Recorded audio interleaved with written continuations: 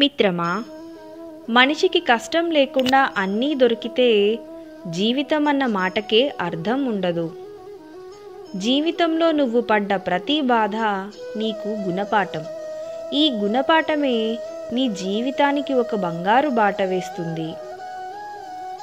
జీవితం అంటే ప్రశ్న జవాబుల ఆట కాదు.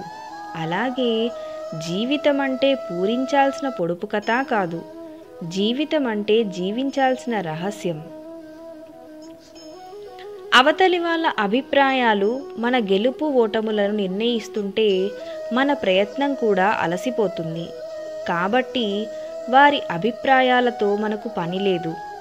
మనసులో కత్తులు దాచుకొని మాటల్లో పువ్వులు రాల్చే మనుషులు ఉంటారు.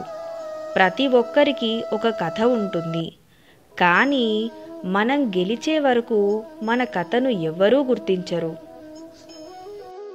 ఆరాటం ముందు పోరాటం ఎంత, సంకల్పం ముందు వైకల్యం ఎంత, దృఢ చిత్తం ముందు దురదృష్టమెంత, ఎదురీత ముందు విధిరాత ఎంత. అలవాట్లే మనిషిని మంచివాడుగానైనా లేదా చెడ్డవాడుగైనా మారుస్తాయి. మనిషి మంచివాడు కావాలంటే మంచి పనులే చేయక్కర్లేదు. ఎదుటివారి గురించి చెడుగా మాట్లాడకుండా ఉంటే చాలు. ధనంతోనే చేసేది మాత్రమే సహాయం కాదు. మనసుండాలి. కానీ 4 మంచి మాటలతో కూడా ఎంతోమంది జీవితాల్లో వెలుగు నింపవచ్చు. నిందించడంలో ఉన్న శ్రద్ధ అర్థం చేసుకోవడంలో ఉండదు కొందరికి. మనుషులు ఎప్పుడు ఎలా ఉంటారో ఎవరికీ తెలియదు. ఎప్పుడు దండాలు వేస్తారో తెలియదు, ఎప్పుడు నిందలు వేస్తారో తెలియదు. అందుకే పొగడ్తలకు పొంగిపోకూడదు, నిందలకు కుంగిపోకూడదు. మన క్యారెక్టర్ గురించి ఒకరు వేలెత్తి చూపిస్తున్నారంటే వారికి నచ్చినట్టు మనం ఉండట్లేదు అని అర్థం. అంతేకాని మన క్యారెక్టర్ బ్యాడ్ అని కాదు. వేలెత్తి చూపే ప్రతి వారు నీతిమంతులు కాదు.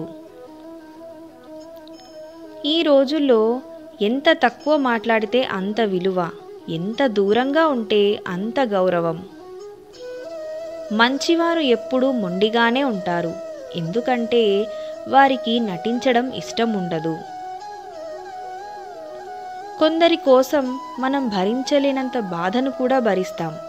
ఎందుకో తెలుసా? బాధ కంటే వారితో బంధం ముఖ్యం కాబట్టి. ఇది వాళ్లకు అర్థం కాదు. కోపంలో వచ్చిన మాటను పట్టుకుంటే మనసు విరిగిపోతుంది. అదే ఆ కోపం వెనుక ఉన్న ఆ బాధను తెలుసుకుంటే ఆ బంధం నిలబడుతుంది. గెలవాలి అనే ఆశతో కాదు, గెలవగలను అనే నమ్మకంతో ప్రయత్నించు. ఎప్పటికైనా విజయం నీ సొంతమవుతుంది. చదువు వల్ల సంస్కారం, అనుభవం వల్ల గుణపాఠం నేర్చుకోలేని వాళ్ళు జీవితంలో ఎప్పటికీ బాగుపడలేరు.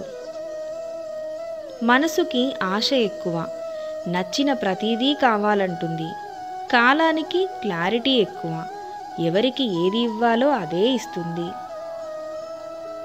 దీపం మీద కోపం వస్తే చీకటి అయ్యేది నీకే. ఆకలి మీద కోపం వస్తే కడుపు మాడేది నీకే. ఇష్టమైన వారి మీద కోపం వస్తే ఒంటరయ్యేది నువ్వే. ఓపిక ఉంటే ఓర్చుకో, కన్నీరు వస్తే కార్చుకో, పాఠం అయితే నేర్చుకో, జీవితాన్ని నీ ఇష్టంలా మార్చుకో. ఎవరు నీ కోసం రారు, అన్నీ నువ్వే చేయాలి. ఇది జీవిత సత్యం.